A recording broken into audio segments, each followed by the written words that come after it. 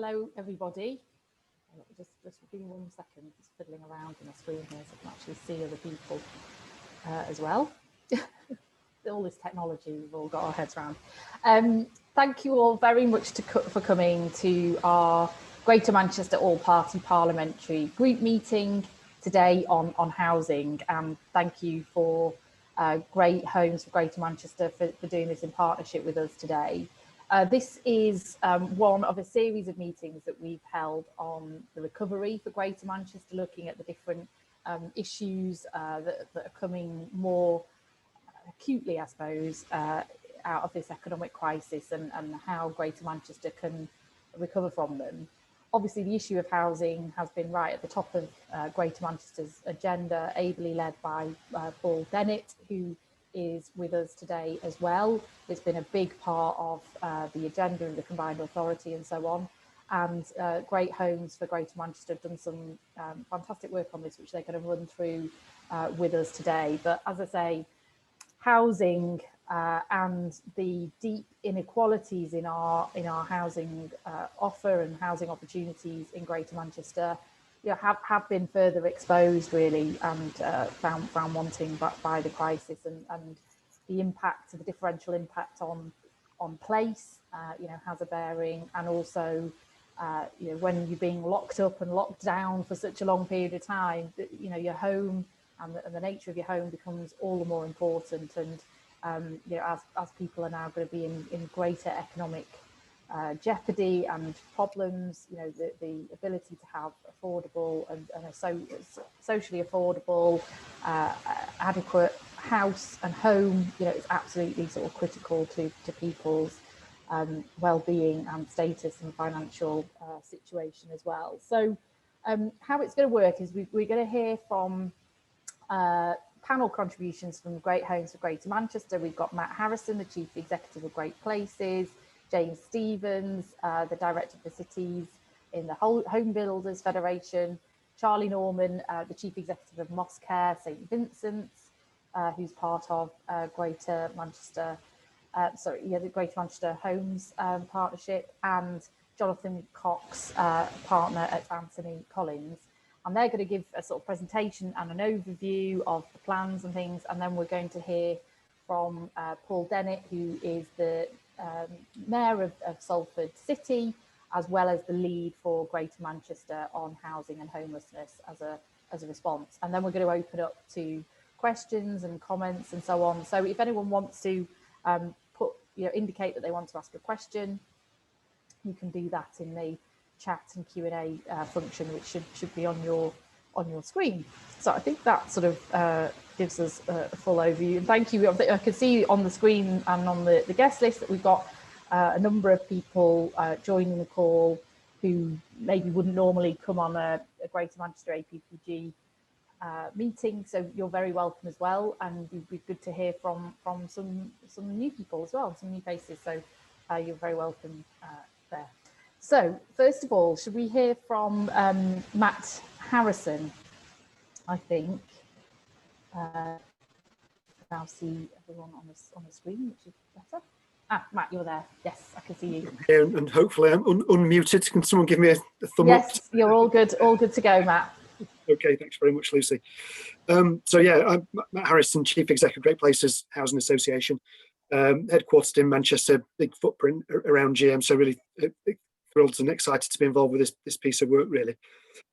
Here, as a representative of Greater Manchester Housing Providers, primarily, which is the Housing Association and other affordable housing providers who work in a very collaborative way in Greater Manchester and actually build about 2,000 new homes a year.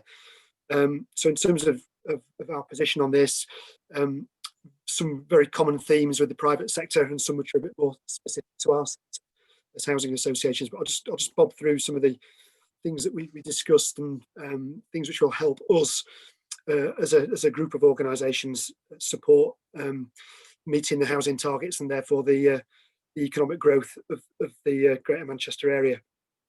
So first and foremost, we talked about the need, we're going to achieve the big numbers of build, that we need to get everybody on the pitch.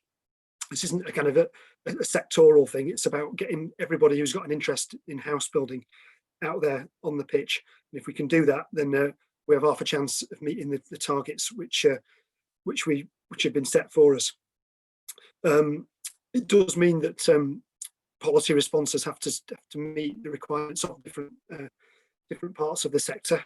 But again, that's something which isn't beyond the wit of man, and different interventions are equally relevant to both public and private sectors, and the housing association sector too. So from the housing association, one of the things which we can do is we can behave in a very counter-cyclical way. So in terms of policy interventions, opportunities for us around land are crucially important, and we can operate despite what the market might throw at us. In terms of capital subsidy, as a sector, we have got access to a £12 billion fund, which is going to go live in 2021. So if we do have access to opportunities, then we will have the ability to attract a significant amount of finance into Greater Manchester.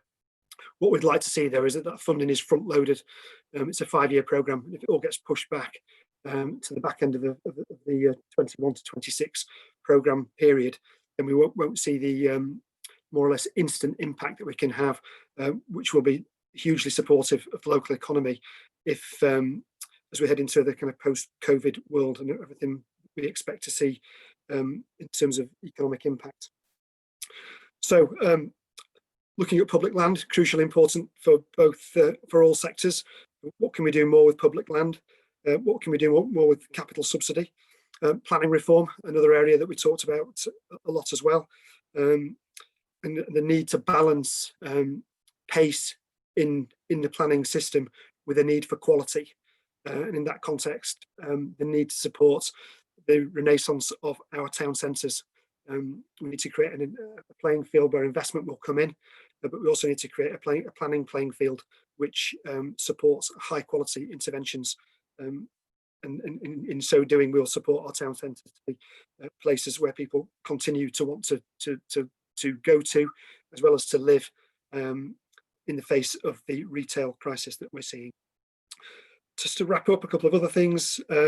Green Book reform, this is mentioned in the report, and we were obviously pleased to hear the Chancellor talk about Green Book reform. It's no surprise that masses of infrastructure money ends up going down to the south of England if the rules are rigged in favour of the south of England. So let's see about reforming the Green Book, and let's see that in action, and let's see it quickly. That'll be really good news. And overall, in that context, let's see more devolution. If we get more devolution, then we will see funding targeted at the things which are important to Greater Manchester, and they may not be the same things that are important to central government. And I'll wrap up there. Thank you very much. Thanks, Matt. That's a good overview. And yeah, you're absolutely right to raise that Green Book issue. I mean, let's see if it's really sort of followed through properly in terms of changing some of the fundamental difficulties in raising Treasury funds for some of these things. But yeah, good points there made about building places and the targets, use of public land, and some of the levers that we do have as well. So I will move now to James Stevens from the Home Builders Federation. Thank you very much. Yeah. Yep. Hello. Thank you very much, Chair, and thank you very much for allowing us the opportunity to speak at this event. And when the HBF chose to get involved with Great Homes of Greater Manchester, we did so very much in the spirit of genuine spirit of collaboration. We realise there's often this fractious relationship between house builders and local government, but we very much think that a lot of our objectives are commonly shared ones and aligned. It was very interesting when the HBF hosted its roundtable, chaired it on looking at the issue of delivering great homes and great places as part of Greater Manchester's ambitions for the future. We had that roundtable just on the eve of the first lockdown coming into effect, but I think a lot of the challenges remain the same and the opportunities remain the same. Of course, with COVID-19, we're going to face quite a stiff economic challenge, and I think probably just one thing that I would like to just draw attention to are the economic and social benefits of house building. The amount of revenue that is returned to the National Exchequer and locally to local authorities through planning contributions, and the amount of employment it creates are things that we shouldn't lose sight of. So HBF has recently produced a report in conjunction with Knight Frank, which shows that for every 100 housing transactions, that could be new houses as well as transaction sales in the second-hand market, that will yield a net impact of 1 billion to the English economy. And each of those 100,000 transactions helps to support and create 11,500 jobs. So we think, we think it's great news what Greater Manchester has done to progress the Greater Manchester Spatial Framework, which we know is extremely challenging and much. I think congratulations should be extended to Paul Dennett and Mayor Andy Burnham for trying to progress that, because of course that will provide for 180,000 homes over the next 20 years, including the ability to deliver 50,000 affordable homes, which are really needed across Greater Manchester, an area which has been neglected really over the past 20 years. So much support from the HBF for pushing that through. Very well done there. And of course, the other benefit of progressing planning documents like the Greater Manchester Spatial Framework is that it enables the mayor to implement, to embed a lot of his policies around better environmentally performing homes, better places, better designed homes. He can do that through the Greater Manchester Spatial Framework. And that was one of the things that the HBF and the participants in the roundtable back in March kind of recognised was going to be very, very important for the future. That although we are faced with these grave economic challenges, it's very clear that there should be no sort of lessening the importance of improving the environmental performance and the design performance of new dwellings. And to help deliver that, the HBF has established a new Future Homes Task Force, which is looking at how you incorporate, how we will get to deliver net zero carbon homes from 2025 or potentially earlier, and how we will deliver things like environmental gain, how we will ensure nutrients neutrality on new developments, and how we will provide more public and private amenity space. I think Matt has already referred to some of the challenges. I think the big challenge, of course, is what we might call the viability gap.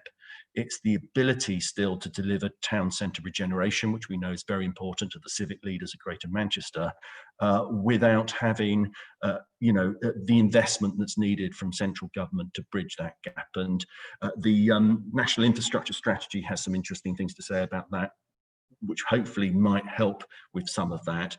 But of course, post-COVID, there will be a shift away from a demand for flats towards lower density developments, including more housing. And we're already seeing the signals of that within the market. That's definitely taking place as a trend. And that might make some of the challenges around town centre regeneration more difficult, because regeneration has tended to be predicated upon building more densely, more flats. That might be a challenge going ahead.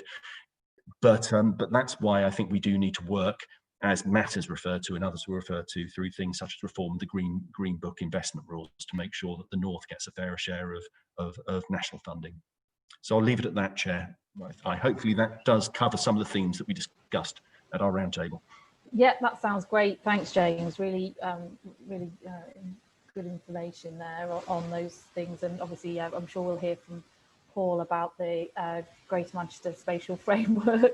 It's almost become a word that no one wants to hear anymore. I'm sure he's sick to death of talking about it. But obviously that is a very important and ambitious document and plan for the future. And as you say, all power to Greater Manchester's elbow for embarking on these difficult issues in a strategic way, because it does require that strategic thinking about it. Jill's put in the chat the Great Homes of Greater Manchester report, linked to the report that's just hot off the press if people want to have a look at that. Next, we're going to hear from another social housing provider in my constituency, Charlie Norman from Mosscare, St Vincent. Thanks, Charlie. Thank you so much, Lucy. Can you hear me? Great, thank you. Again, we were caught just as the lockdown hit. We were just about to hold our round table, and we had to postpone that, and then we moved to virtual means. But what it did when we had the discussion, because our discussion was about healthy homes and sustainable homes and communities, and the overwhelming response and discussion we had through the lens of COVID was that we need to accelerate all the work that we'd be doing to talk about healthy homes and communities. So thanks very much for the opportunity to just come and discuss some of the things that we talked about and that found themselves into the report.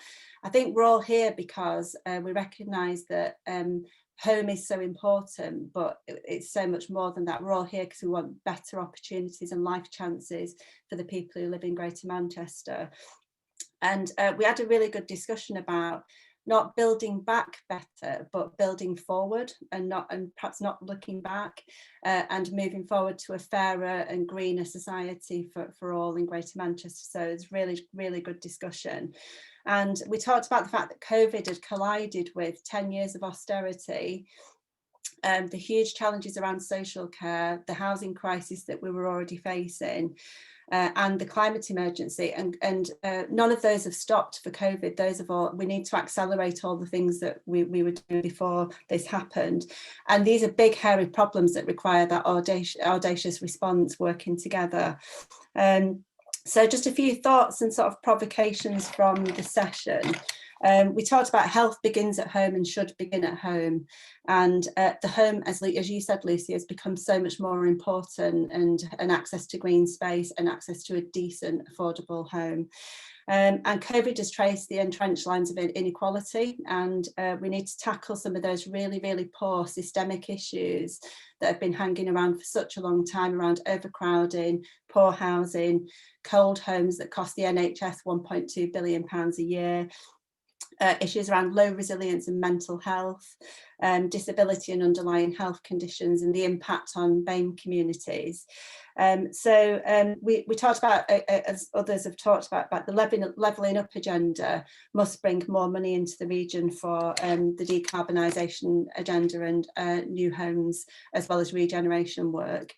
We talked about the fact that our big strategies need to be linked. So where we're looking to invest in decarbonisation of social homes and other homes, that's got to be linked to skills agenda and creating good industry and good work for people going forward, and the green industrial revolution that Andy quite often talks about. And there's lots of exciting opportunities there.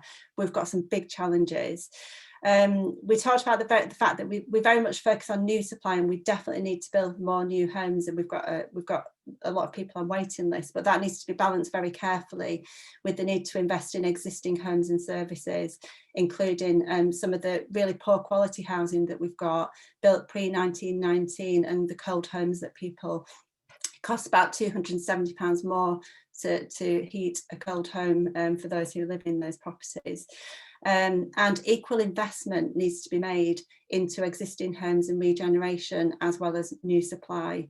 And then we've got to balance all of that with repurposing existing properties, building safety and net zero carbon. One of the big things finally that we talked about was a big piece of work we've been doing on the importance of independent living, the ageing population and supported housing, which is critical if we're going to tackle the issue around temporary accommodation, homelessness and rough sleeping. And so there's been a lot of work done to look at how we can support intergenerational living. We've done a big piece of work on a census and projections forward as to what kind of housing that we need going forward. So for example, we need 1,200 learning disability homes, and we need 15,000 extra care spaces by 2035. We know what we've got, we know what we need to repurpose, and we know what we need to build new. And we need to do that in order to help people to move on and to live independently. And there's some great work that's happened on homelessness and rough sleeping, as we all know, in Greater Manchester. One of the concerns we have is about local authority funding and local authority deficits and cuts at the moment around shaping services, supporting people, and that wraparound support that people desperately need. and making sure that there's long-term thinking about commissioning of that support service and linking that to the capital expenditure on supported housing. And on the decarbonising homes thing, I mean, we know we've got to do it. We know we've got the target for 2038. There's some big numbers floating around just in the social housing sector. That it was estimated that £104 billion needs to be spent on decarbonising social homes. And there's a big piece of work on engaging people with that, and people are concerned about warmth and not having to spend too much money on their heating costs. So some big challenges there. And then just one final thing is about work with young people who've been disproportionately impacted by COVID, and thinking long term again about the well-being of this generation and future generations of young people, and trying to tie in all those big strategies to that. And as the current custodians, being good ancestors for those people and making sure that we use the platform that we've got now to make sure that we're building a better society for future generations, as well as tackling the immediate issues that we've got.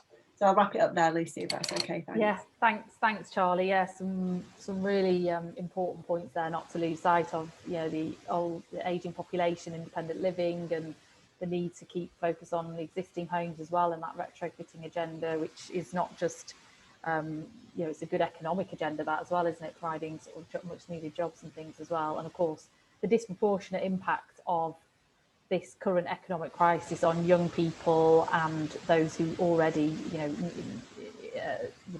needing the most, BME communities and others. Okay, so now we've got Jonathan Cox, who's got the sort of perfect bookcase backdrop there, Jonathan. I think that one would be sort of fairly award-winning. Over to you, Jonathan. Thank you very much, Lucy, and thank you for the to the Greater Manchester All-Party Parliamentary Group for letting us join their meeting.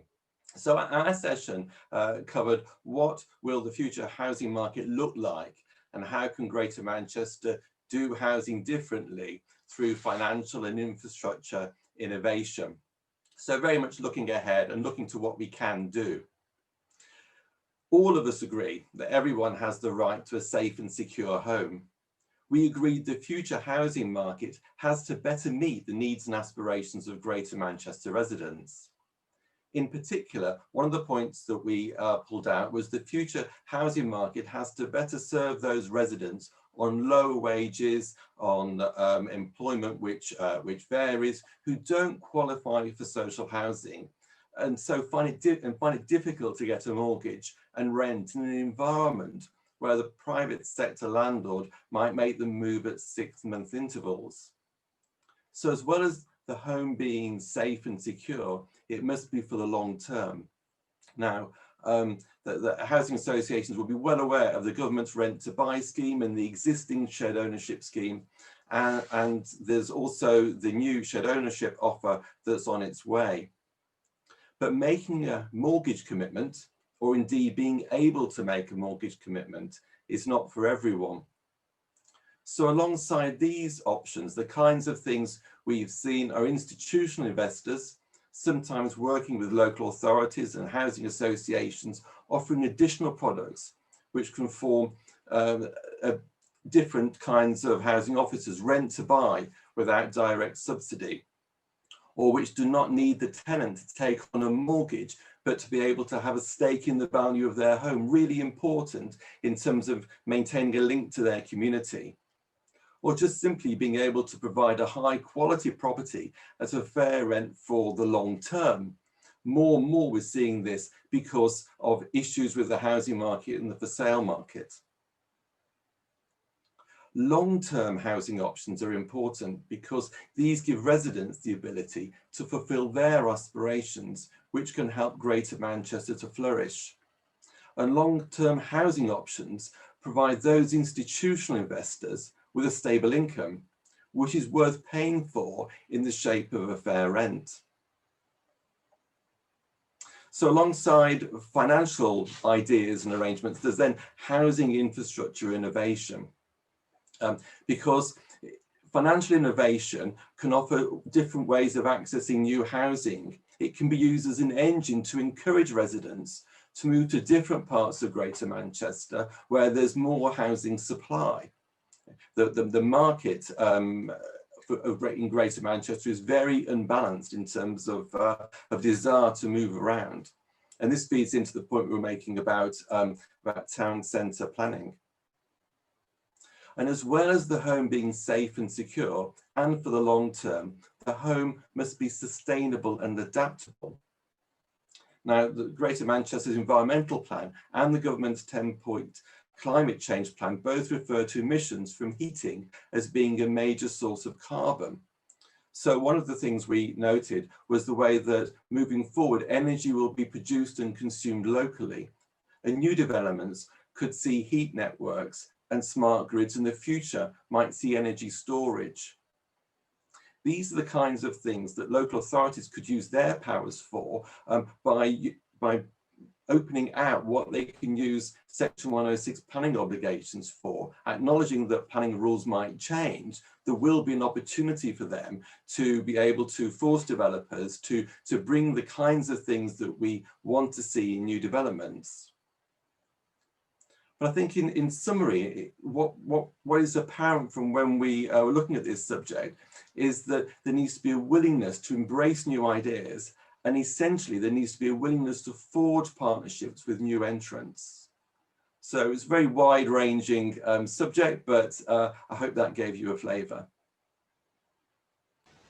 Thanks, Jonathan. That's great. Really interesting stuff there.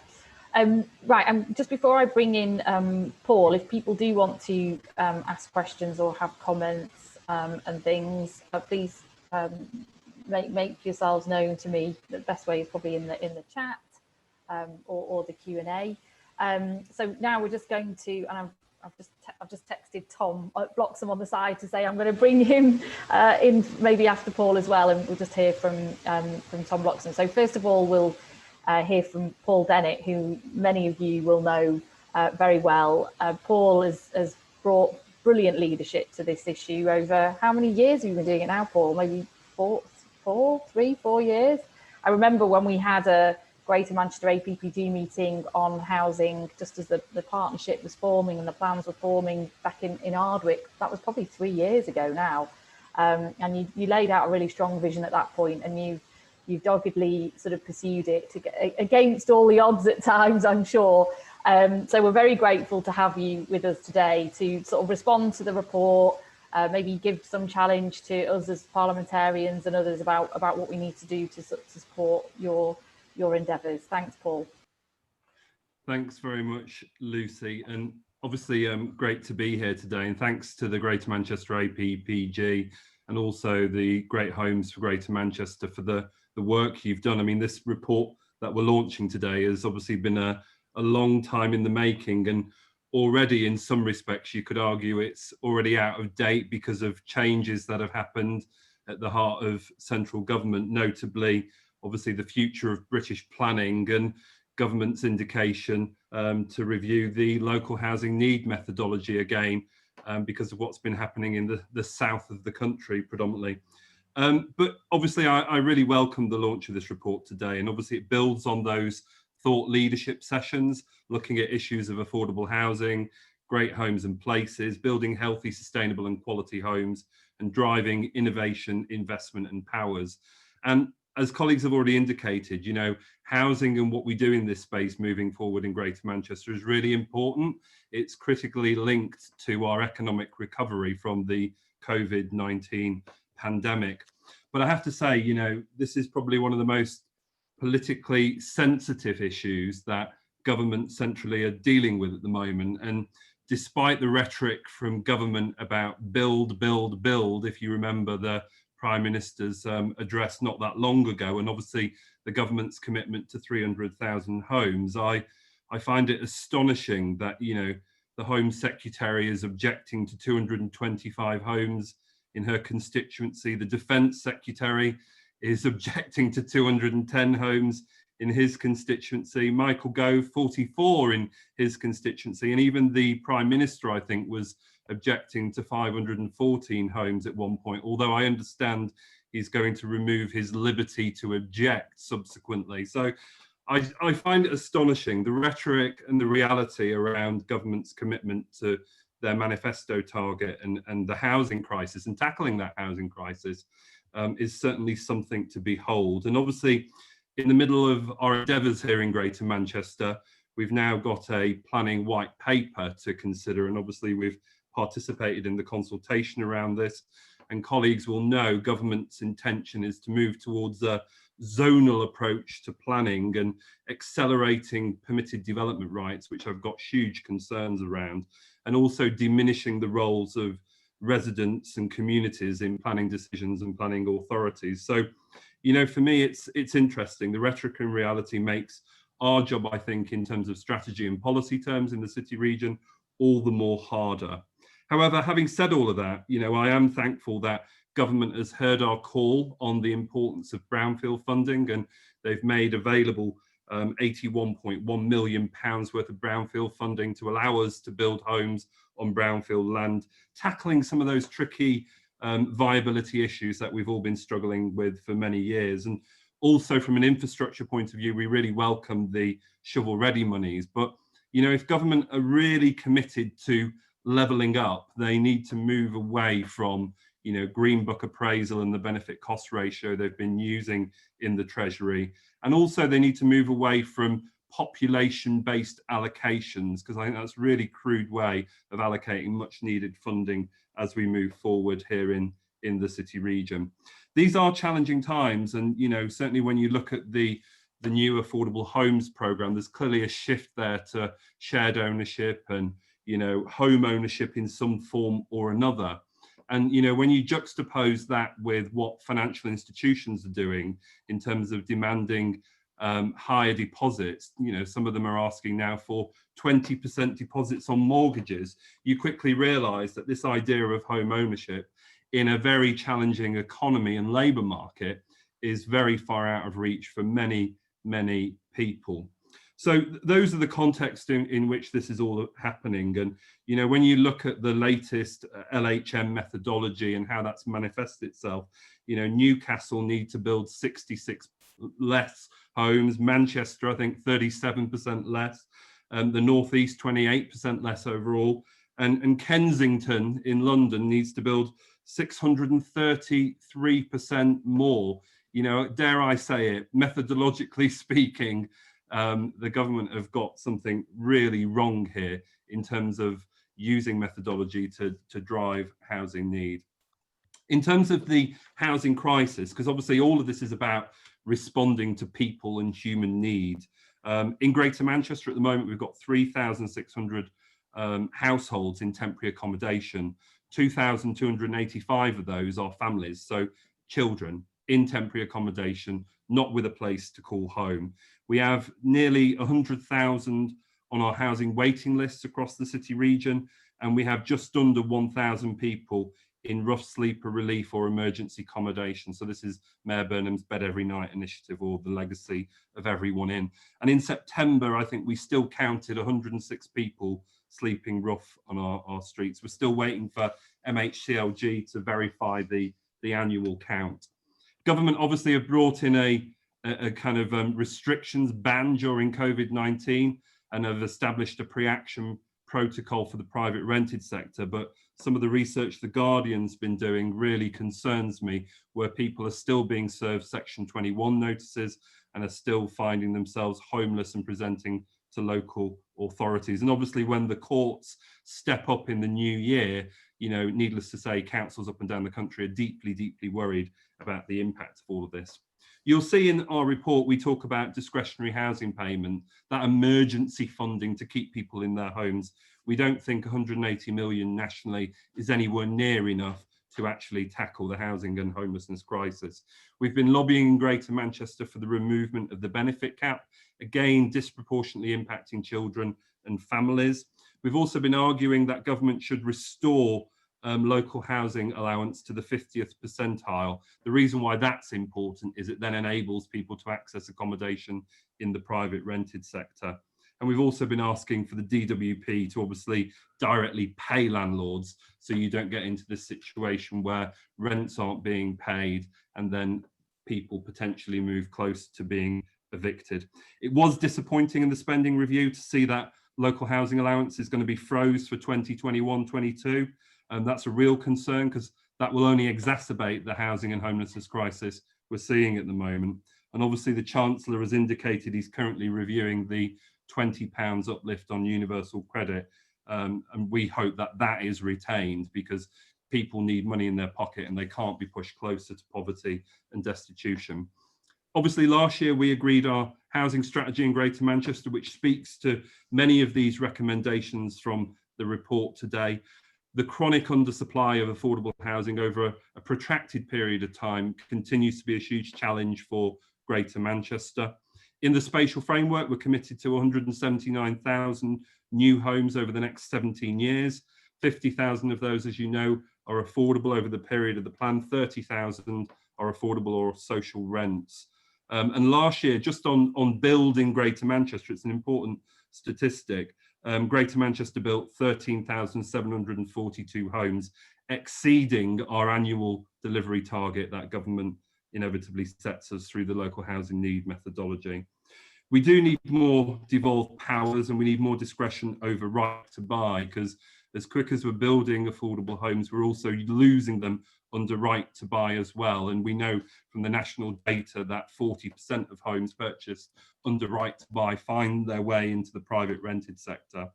But also this is important as well because we need multi-year funding certainty to allow us to do all this great stuff around affordable housing delivery and this green economic recovery we talk about.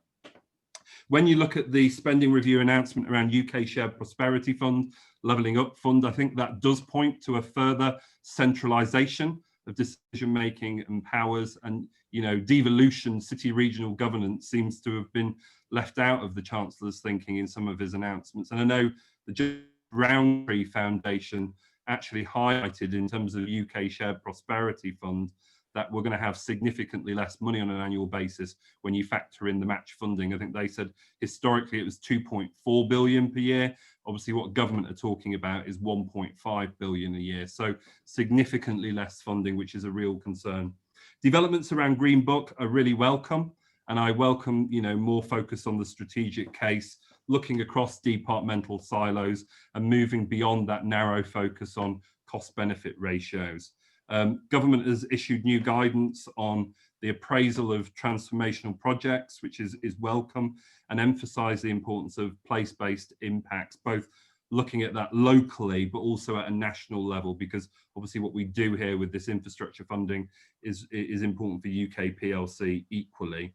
I think the challenge moving forward is to make sure that that is socialised, that we train and support across departments, and that we ensure that custom and practice isn't what it is currently, because that really is the huge challenge moving forward. We are still concerned about competitive bidding and how that creates a huge bureaucracy that really doesn't deliver an efficient state as far as I'm concerned. And as I've already said, the per capita allocation as well in terms of some of the government allocations does concern us. Great work is underway with our housing associations in Greater Manchester. They've done a sterling job, obviously, at the time when councils are not building council houses as they did historically. GMHP are committed to doubling housing delivery to 16,000 over 5 years, and we've entered into a tripartite agreement with the Combined Authority, Health and Social Care Partnership, and obviously housing associations themselves. There's obviously lots more I could say. It's a fascinating space, and it's frustrating on one level because as quick as you feel you're moving forward with strategy and policy, things change at a national level, which then creates a whole host of turmoil for us. Obviously, today is an important day because Stockport Council will be meeting to discuss and debate the Greater Manchester Plan for Jobs, Homes and the Environment. So I'll be watching intently this evening to see what the discussion and the debate is there. Obviously, my priority in all of this is to avoid planning by appeal and to ensure that we develop in places and spaces that make sense for Greater Manchester, and we don't empower a development community to come forward with what I would refer to as chaotic development. So that's why, strategic plans of that nature are really important. It's also important for lobbying and influencing government centrally, and also sending a clear message to the global economy that we know what we're doing here in Greater Manchester. So those are my reflections. Obviously delighted to launch this report today, but there's lots more to do in this space. Thanks, Lucy. Oh, thanks ever so much, Paul. And yeah, that was a really powerful and quite sobering overview, and I can appreciate the changing goalposts constantly being an absolute sort of nightmare. And yeah, I mean, I don't think Stockport Council undertakings have probably ever had so many people viewing them online as they have in recent weeks. But I think, you know, you make the point very, very well that the context of the national policy framework, whether that relates to local housing allowance or planning white papers or how housing is being allocated, you know, massively determines kind of our ability to deliver on our vision and plans that we've got here in Greater Manchester. I might have a word with the Home Secretary and Defence Secretary and say, well, I think if I got like 40,000 houses in my constituency allocated or something ridiculous, yeah, I can probably trump all of them tenfold, hundredfold maybe. Right, I've got a few questions that have come in on the chat, but before I do that, I'm just going to bring in Tom Bloxham, who'll be known to many of you, who's the founder and chief executive of Urban Splash. And Tom, I guess, Tom, you sort of bridge maybe all of these spaces a bit as a developer, but also working very closely with affordable housing and councils and things as well in Manchester. You've seen a few waves of these things over the years, haven't you, Tom? So I don't know what you've got some reflections on today's report and what Paul and others were saying. Thanks, Lucy. Are you calling me old there, seeing a few waves of things over the years? No, you were a very successful young entrepreneur, and so therefore you've been through a few things. Thank you, Lucy. And it's interesting. In a way, we are victims of our own success and the success of Greater Manchester over the years, because certainly when we started working, Manchester had a declining population. There's actually a surplus of social housing. The very success of Manchester, I think, has created this huge demand for housing, which is amazing. A very positive thing is how we respond to that, both as a private sector developers like Urban Splash and the public and voluntary sector. I thought James's point about flats going out of demand with the COVID and how it's been in there was interesting, but actually it's not necessarily our experience. And certainly when we've been doing some apartment buildings like Mansion House on New Islington, we found them incredibly successful, having record times, because I think they're larger than average, a double aspect, and more importantly, they're in a great environment and facing parks. And so for me, it's all about the quality of housing, flats and houses, whether they are public or private or affordable. And I think what we've seen in Manchester is a huge success of the public and private sector working together. An example is in New Islington and Manchester, the old cardroom estate that was notorious for very low value. And working there with Matt Harrison and Great Places and Urban Splash and Homes England, we've created one of the best places in Manchester. And it's interesting, the latest phase is Piercy Street, where we've used the private sector, our skills and our finance to create more houses, to create regeneration, including some shared ownership houses, to create council tax and create regeneration. And I think where we work best, I think where Manchester leads other areas, is that working very closely in the public and the private sector together. It saddens me that even our own colleagues working at Urban Splash, many of them can't afford to buy a house, and there is a need for more than just outright sales tenure.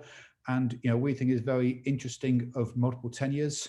Two things we're really interested in is, one, working new for rental tenures that maybe you can do without public sector funding, which I think is possible, for people in employment but in low wages. We've set up a Urban Splash PRS arm where we are renting at relatively affordable rents, 20% of people's wages typically, for people in employment. And we are very interested in how we can use the private sector expertise, our regeneration skills, our finance to provide more housing.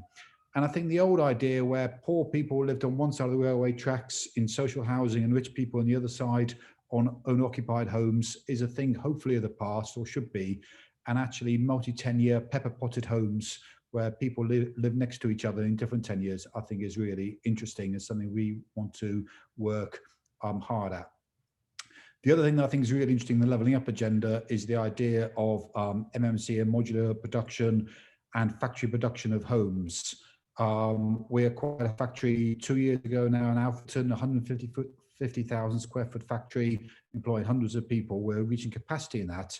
And we'll be doing a search next year of finding a new factory. And as part of the levelling up agenda, I do love the idea of areas like Manchester or the North more generally, where there is higher levels of unemployment, where there is a need for jobs, actually building houses here to produce them for people living in the North, but also shipping them down for the South, where there's a big housing need. I think is an interesting idea of the way that we can actually help levelling up the agenda. I think Greater Manchester has got an opportunity now to become a centre of excellence for MMC and modern methods of construction, and really lead the way there, and a real opportunity. So I'll leave it at that, but it'd be great. Thank you very much for inviting us, and it'd be great to work closely with colleagues from the local government and the voluntary and public sectors. Thanks very much, Tom. That's really interesting. I think some great ideas there. And as you say, you know, in many ways we are a victim of our own success. And yeah, sorry that the contributions have ended up having a slight slant towards my constituency, but there you go. I guess it's the story of Manchester in many ways, or Greater Manchester, you know, a place where no one wanted to live and no one did live 25 years ago, to a place where we can't build enough homes sort of fast enough, and we face very different challenges today than those that we used to do. I've been joined by Andrew Gwynne MP as well, who's here. Thank you for joining us, Andrew. And I've got a couple of questions. I think, first of all, I've got one from Andrew Stunell, who I think is on here as iPad 3, but I'm not 100% sure if that is Andrew Stunell, Lord Stunell, who had a question. If you're on, Andrew, can you make yourself known? Yes, certainly. It is you. Yes, it is me. I'm trying to get my video to work, but it seems a little bit reluctant to switch on. Sorry about that. Not a problem. You ask away. Okay, that's great. There we go. I think you might be able to see me. That's good. Well, at least probably good. Well, first of all, I very much welcome the report, and I think it's really important to make sure the momentum is sustained. I just make a couple of points, if I may. First of all, several speakers have talked about the importance of building up skills in order to deliver all this. And that's something that I'm getting more and more concerned about in the Greater Manchester context, where clearly there's going to be quite a shift in employment over the next 18 months, which, you know, whether we like it or not, we've got to face up to the fact that just the retail sector and plenty of else is going to be seriously disturbed. And we really need to be making sure that we've got opportunities for people to pick up new skills and to contribute to a green recovery, and in Greater Manchester to a green regeneration recovery. And I think this report lays some foundations for that, but I hope there'll be real effort put into making that happen. I was pleased to hear that there's comments about or an intention to tackle regeneration and retrofitting the existing stock. I think that's really important. And in fact, in terms of cutting carbon by 2038, you'll cut more carbon by tackling our existing homes than we will by building a lot of zero carbon new homes, because the existing homes are far in number outweighing any of those that might come. And the cost of that, I think somebody on the panel said 120 billion. I'm not sure if that was for Greater Manchester or right across the country, but it's going to be an expensive proposition, and that expense is going to find its way through into benefits for the economy, because it's going to be people's wages, it's going to be companies making profits, and of course it's going to be lower heating bills for many residents. So skills and concentrating on regeneration and retrofitting would be the areas that I think we really need to tilt the discussion towards. That's great. Yeah, thanks, Andrew. I'll bring some people in on that in just a second. I'm going to see if Andrew Gwynne, I know you've missed some of the conversation, Andrew, but you'll be well across the issues of the spatial framework, housing need, housing planning, and you know, affordable, you know, quality, well insulated homes as well. So we were just talking earlier, by the way, Andrew, that everybody's going to be watching the Stockport Council meeting later online. As somebody who represents some of Stockport, I don't know if you want to just give us your insights on these things. You're on mute. You'd think after 9 months I'd worked out how to use Zoom, wouldn't you? But thanks, Lucy, and my apologies for arriving late, but unfortunately I was stuck on a statement in the main chamber. Absolutely, tonight's going to be, I think, very crucial for the future of Greater Manchester, and I put it as seriously as that, because if we're going to have a county-wide structure plan, a spatial plan for the whole of Greater Manchester, it would be nice to have all 10 districts rather than 9 as part of that. I understand the arguments well about defending the green belt, but the point is that we all know that the planning laws are that if you don't have a local plan, if you don't have a spatial plan, then it opens up the green belt for developers to put in speculative applications, win on appeal, and that does far more damage to building sustainable communities than having a well-planned system. So, you know, I will be looking very carefully. I have my own issues with Stockport Council and how they've dealt with the spatial framework, but it's better to have them in the club than outside of the club, and I've made that view very, very clear from the start. I have to say, though, that alongside new build, and we have to have new build, it can't just all be about urban regeneration. We have to make sure that there is a good range of accommodation that suits the needs of local communities. And I do think that part of where we get dragged down when it comes to issues like the spatial framework is that we are never able to convince people, or it's very hard to convince people, that these are homes for them, their children, and their families, because often when it's been market-led, it has tended to be at the upper end of the housing ranges that tend to get built. And I think that if we could get back to having a sensible discussion about housing type as well as the need for housing, we could maybe win over some of those on the edges, that if that green field that's going to be taken up is a home that their child can absolutely aspire to and to have and to move into, rather than being forced out of their locality, then they're more likely to be amenable to some of those suggestions. And then on regeneration more generally, I mean, Lucy, you've touched on it, and it does cover a lot of your constituency, and it also covers a lot of Paul's council area as well. That inner core of central Manchester and Salford has been transformed over the past 3 decades, from places that people didn't live in, let alone didn't want to live in, to very desirable areas. And I think that what we've absolutely got to do is to ensure that that vision that came out of the regeneration after the bomb, the Hume regeneration, the Moss Side regeneration, Salford Quays, and New Islington around Ancoats, can spread out to those outer areas of Greater Manchester that similarly are experiencing decline, and we get proper decent urban regeneration. We'll see that in Stockport with the Mayoral Development Corporation, but I want to see it in my Tameside communities as well. It's needed in Oldham, in Rochdale, and right across the kind of the historic urban cores of the towns that make up Greater Manchester. We've got to get that same sense of regeneration, of civic pride, of pride in the local community that we now see in central Manchester and central Salford. And, you know, if we could bottle that and spread it out across Greater Manchester, I do think that some of the discussions that we've had over the past 4 years with GMSF may have been very different discussions altogether, if we could show just how we can transform with new build and with good sensible regeneration. We can transform our communities to places that we all want to live in. Thanks, Andrew, and both Andrews.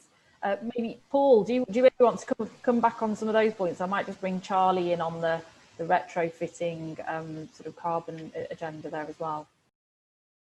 Yeah, no, thanks, Lucy. I think the point that Andrew Stunell made around skills, green recovery and retrofitting is absolutely right.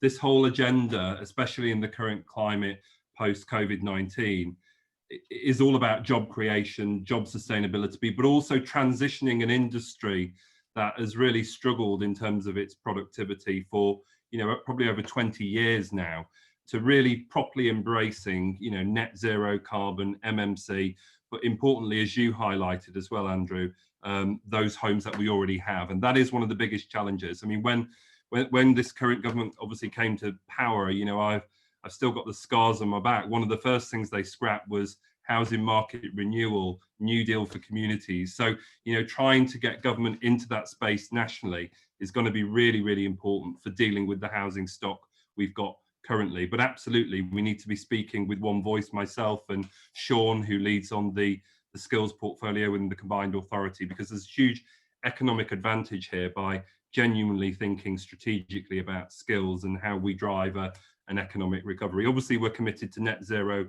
carbon homes from 2028, carbon neutrality by 2038. But what does that look like operationally, and how we articulating that within Greater Manchester is absolutely something we need to work on. So I do absolutely accept that point.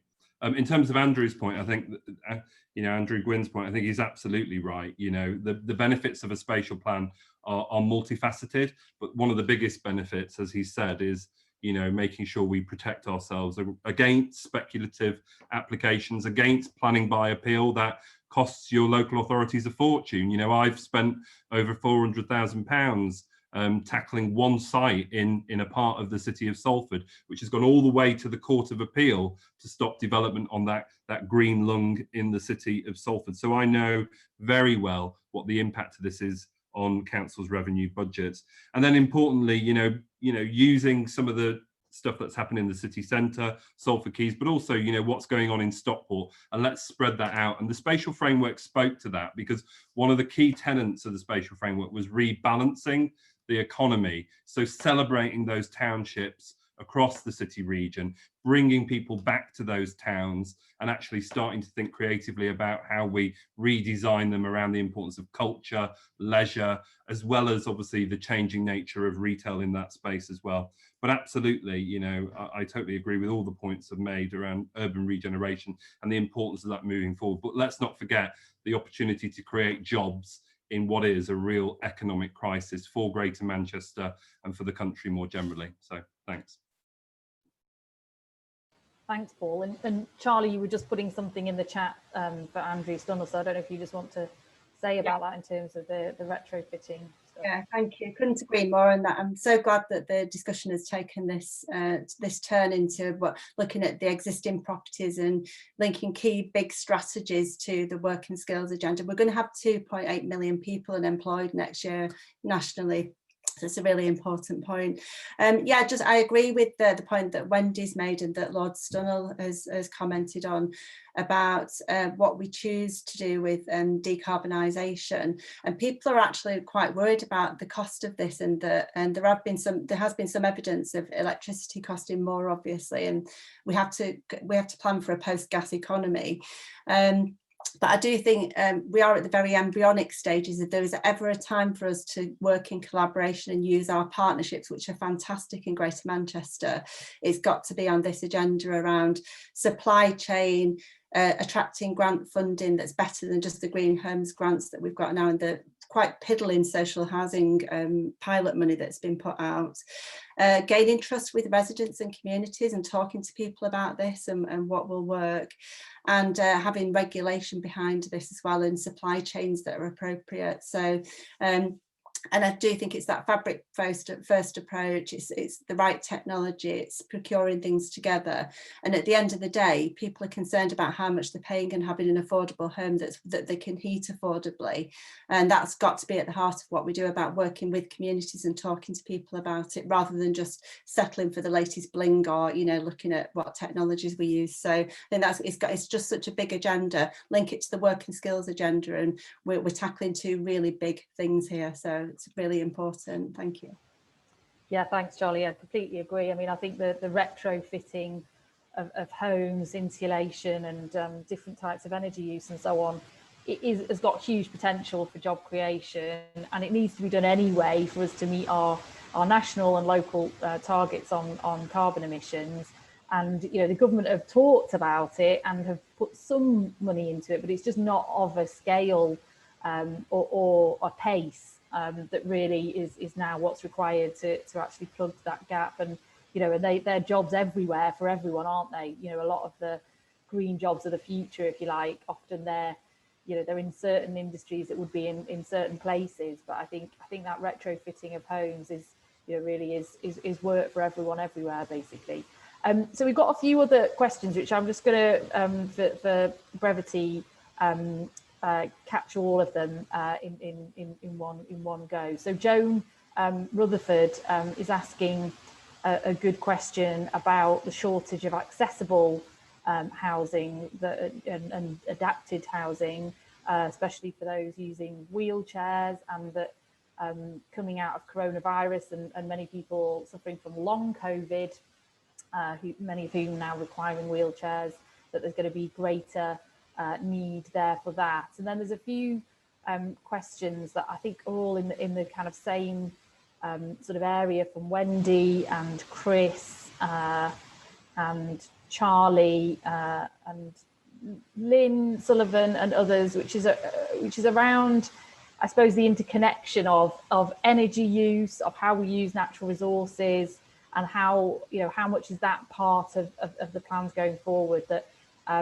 electricity is potentially more expensive, the way that electricity is generated and at the times that it's generated by renewables not always necessarily going to fit housing need if we replace homes or we build new homes with only electricity rather than gas as well.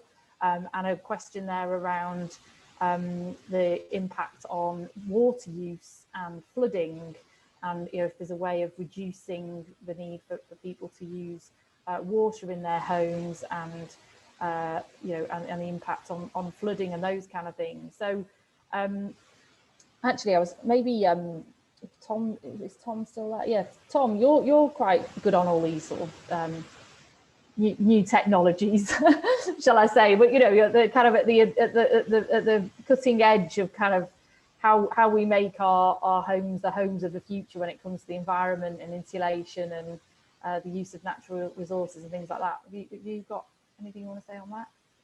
Well, I mean, clearly it is the future. We're on a path to producing all our homes carbon zero, and our Japanese partners produce 80% of their homes, already 2.5 million homes they produced. So it is possible. It is difficult. I mean, I think there is a room for legislation here. At the moment, or up till very recently, we were being downmarked because we didn't have gas in our homes, and now what you need to do keeps changing. The way we actually measure the homes, I think there's some change for that. We have big windows which let lots of light in, and again, you can be downgraded on the performance certificate. So, and I think the building homes in city centres or near transport hubs is a really positive thing, which again isn't measured in the overall sustainability about them. So I do think we want a really holistic look. I think we want to look at the places as well as just the homes. And actually, I think, building green space, building parks, opening up our rivers and canals is a really important part of the whole measure. But yes, I mean, absolutely, now with the technology and particularly with precision building in factories, we can make our homes much more sustainable and much better insulated. And that's got to be the future. I'm not sure I've really answered the question properly, but that's good. I mean, maybe James, have you got anything you want to say on that as home builders? Yeah, no, sure. I mean, the house building industry, the HBF has established what we call our Future Homes Task Force to address all these issues. That's the move to zero carbon homes by 2025, which I referred to earlier. It's possibly soon that the government might require it from 2023. It will certainly require a steep improvement in energy efficiency from next year, possibly a 31% improvement on current Part L of the building regulations, energy efficiency. And we're also expecting the government to make things like sustainable urban drainage systems mandatory in all developments.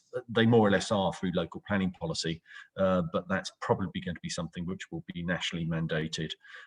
And to achieve things like greenfield runoff rates, to abate water and flash flooding in urban environments. But as Tom said, I think these challenges, they will be considerable challenges financially. And there is the question that Lord Stunell has raised around skills. At the moment, there are insufficient numbers of skilled workers able to achieve these requirements set nationally. So, for example, to achieve zero carbon homes at 2025, you would normally have to use air source heat pumps is kind of the expected route to achieve that. And at the moment, there are only about, I can't remember the precise figure, but there are only about 3,000 qualified air source heat pump fitters.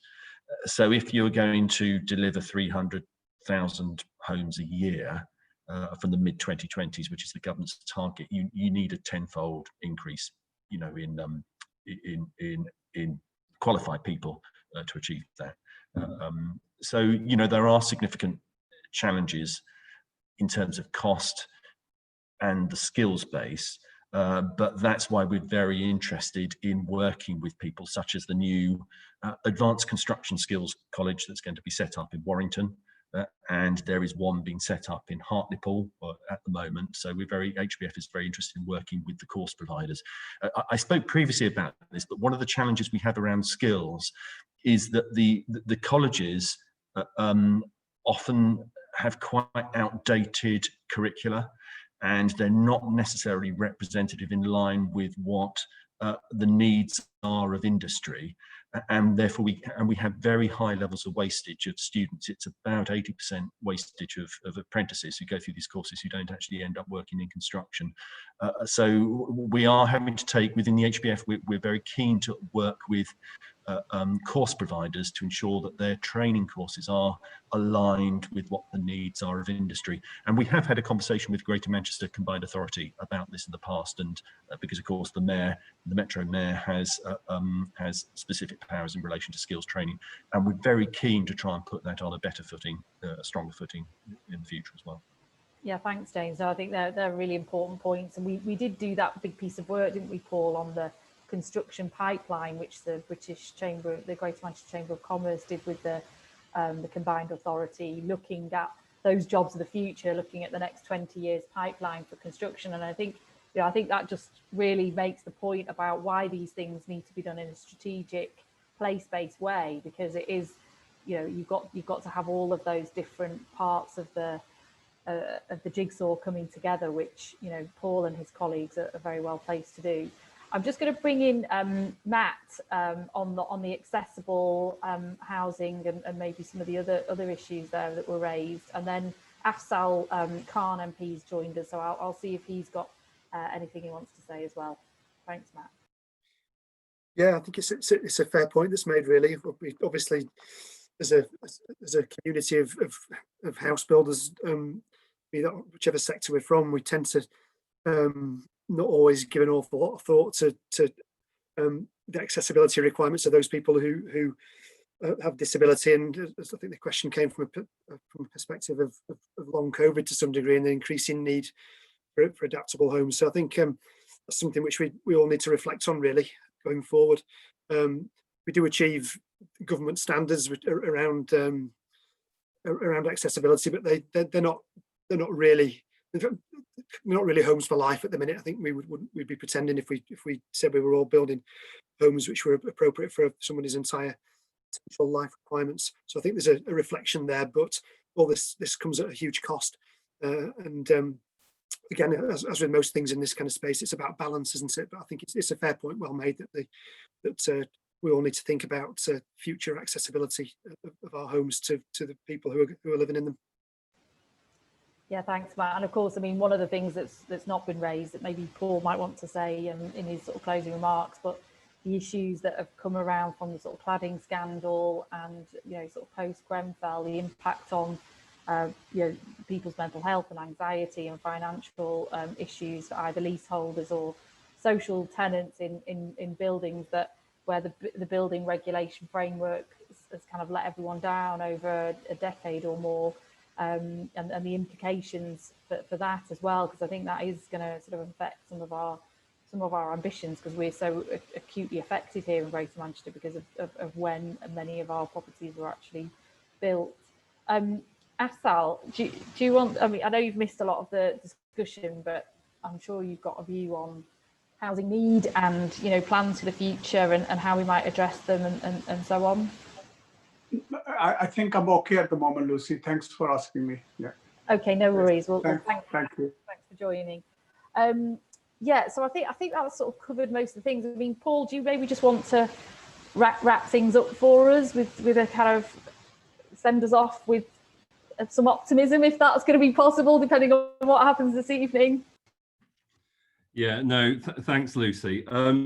I think it's fair to say in Greater Manchester, you know, we do things differently. We work in genuine collaboration and partnership, and we're all, you know, we're all really proud of the city region, and we want to see, you know, the city region deliver for the people of Greater Manchester. So, you know, I'm somewhat optimistic about the future, given that, you know, public, private, third sector organisations will do what they've always done in Greater Manchester, and that is work together in the interest of the people of the city region.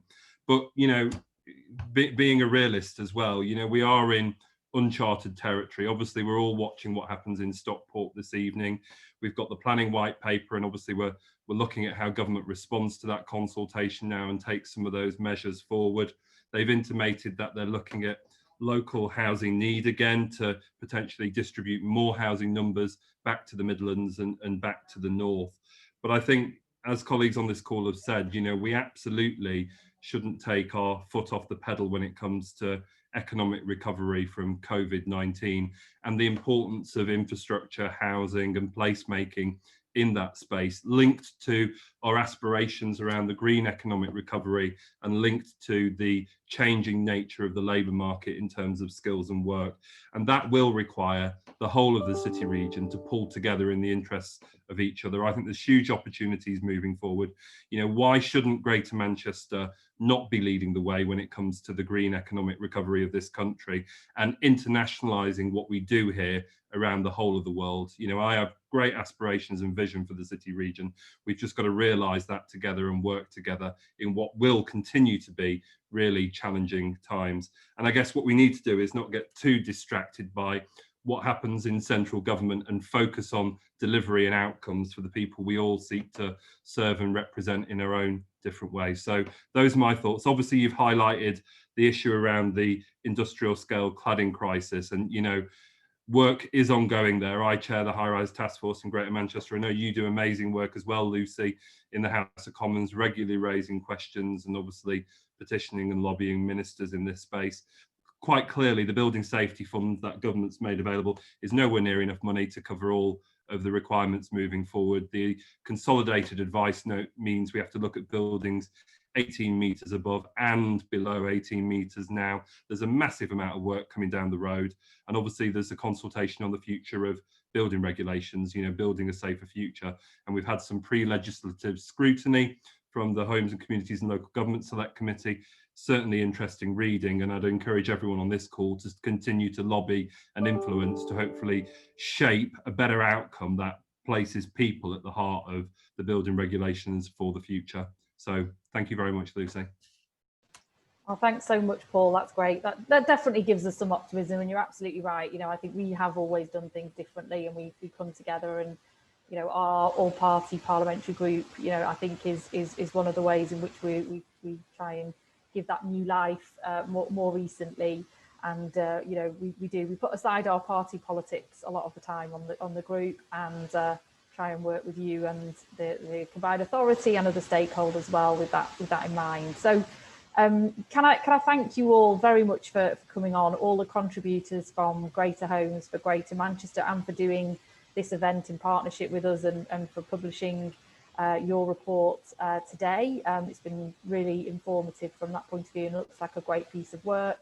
And thanks to Paul Dennett for his brilliant leadership and for giving us such clarity about some of the issues, and for the last minute panelist Tom as well, which are brought in there too, and to our parliamentarians for joining us as well. I think we're looking at doing another meeting around some of these issues in concert with Liverpool on sort of healthy homes and that agenda, because I know there's some work coming down the track on that as well. But we'll keep you all up to date with future meetings and things. And as I say, we have done previous meetings on housing as well. So it's a running theme through our work, and I'm sure it will continue to be so. So thank you all very much for coming and for your patience today. And if I don't see you before, Merry Christmas. You know, this is as close as we get to a sort of Christmas social these days, isn't it? You can have a virtual mince pie at some point, but yeah, have a great break, and maybe one day soon we'll be able to see one another again in real life. Thank you very much. Bye. Bye, everyone.